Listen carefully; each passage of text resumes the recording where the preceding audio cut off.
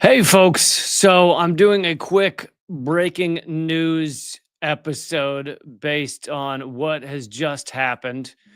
Um, there has been last night, there were two Israeli embassy aides murdered in Washington, D.C. And I lived in Washington, D.C. for 8 years, so I know the area fairly well. But um, two young workers at the Israeli embassy in Washington D.C. So these are Americans were murdered and outside an event that was being held at the Capitol Jewish Museum. I have never been there, but apparently the American Jewish Committee was hosting a reception for young diplomats, and these two people, Yaren Lishchinsky and Sarah Milgram, who were a couple, were murdered. And I believe as he was taken into custody. So I don't think this is accused. I think this is pretty obviously like taken into custody at the scene. But anyway, Elias Rodriguez was the shooter, the suspect, 30 years old, of Chicago, and he was yelling "Free Palestine" as he was being arrested. So it seems that this is clearly was done for those reasons. It wasn't like a robbery gone wrong or something like that. Um, and I just wanted to give some initial thoughts on, just on this tragedy. For one thing, of course, I'm opposed to all violence, all murder, and I think that it's very easy to become the monsters that you believe you're fighting. If we are to think that it's okay to start murdering people that are tangentially, distantly connected to this genocide, then where does that stop? I mean, it would be hundreds of thousands that are tangentially connected, sadly, to this genocide. That doesn't mean that they should get off the hook. It doesn't mean that people tangentially connected should just be told, "Oh, that's fine," support a genocide. But these are, embassy aides, and they're Americans that, yeah, support Israel, and they're wrong. And I will argue against anyone who thinks that it's okay for Israel to commit genocide in Gaza. But that's very different than murder. So let's have enough nuance to realize that. But also, I think for those of us who want to stop a genocide, who want to stop what's going on right now, just from a strategy standpoint, this is a terrible way to behave as murderers. It immediately, like, where do you think this goes? It doesn't stop the genocide. It instead actually fosters a lot of sympathy for those who are supporting the genocide. It is absolutely, and then those who are against the genocide are suddenly accused of supporting, murderers, which it's just, on a strategy standpoint, it is absolutely an idiot move. Just outside of what a tragedy it is, and outside of the fact that I'm opposed to murder, um, it's just terrible. So, in every way, this is this is not good. Um, I would also like to make the point that we get to see in real time how much more an American life, an Israeli life, an American who supports Israel's life is, how much more important it is than a Palestinian life. We have already seen endless articles. I mean, it's been a few hours, and you can go read countless articles on um, these young people's lives who were murdered. Touching articles about them getting engaged, and et cetera, et cetera. Are we going to get articles about that for the, I'll say 52,000, but really it's 300,000 Gazans that have been murdered by Israel?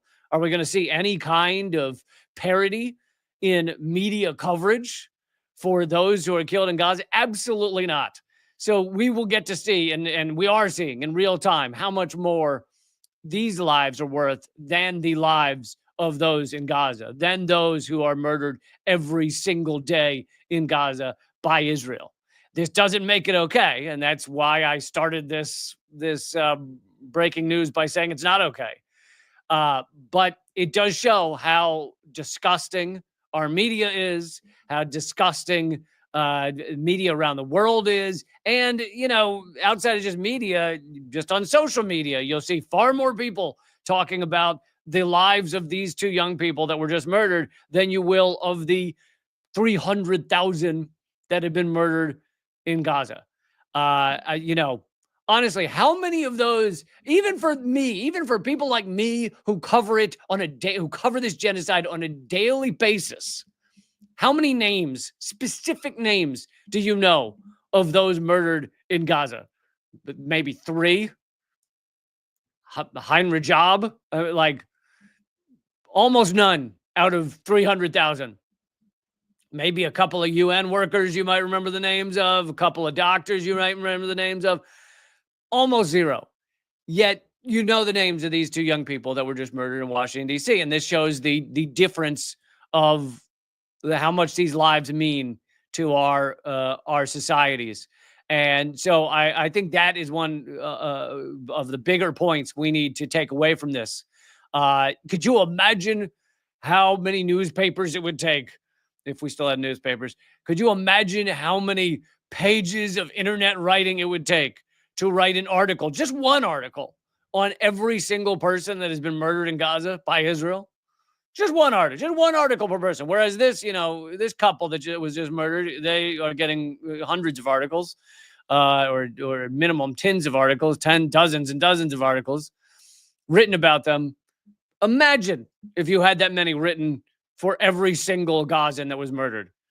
It would take up the whole of the internet. It would take up, there'd be newspaper, a newspaper tower the size of the Empire State Building. Couldn't begin to do it. And yet again, I'm just trying to make the point of how much more important these lives are to us than they are to, than our Gazan lives are. Another important point is just how much Israel and the United States are to blame. And they're not exclusively to blame. Obviously, the shooter is also to blame, but there's enough blame to go around when these tragedies happen.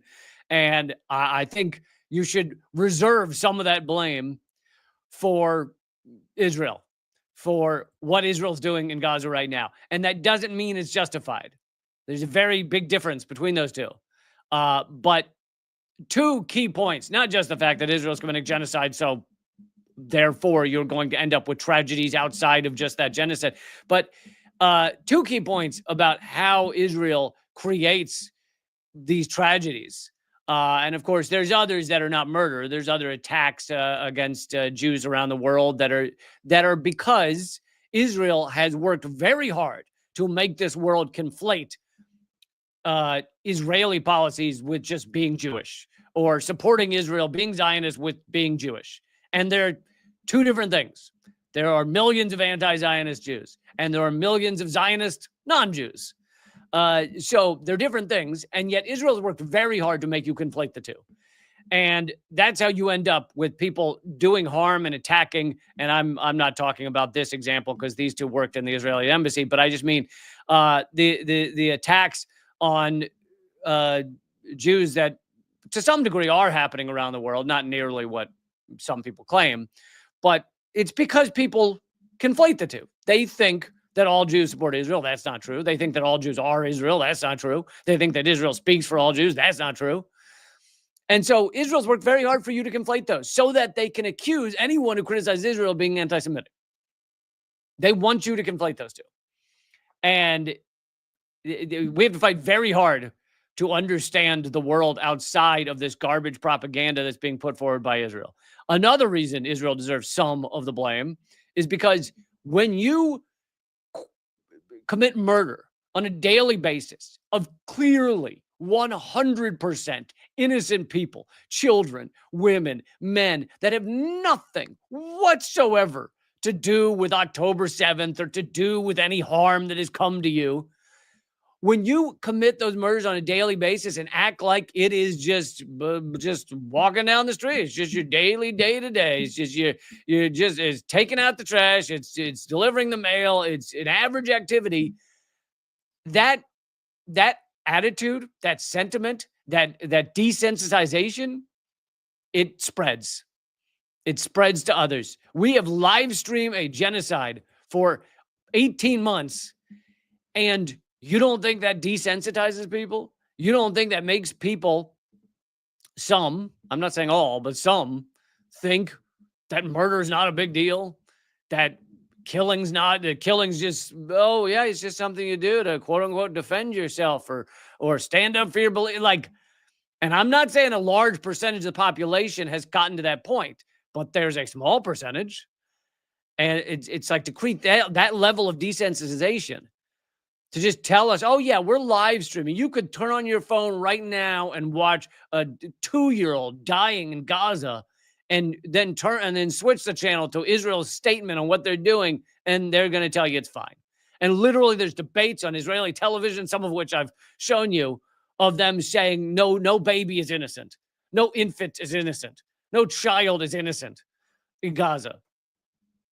What are you talking about? It's morally repulsive, and yet again, this is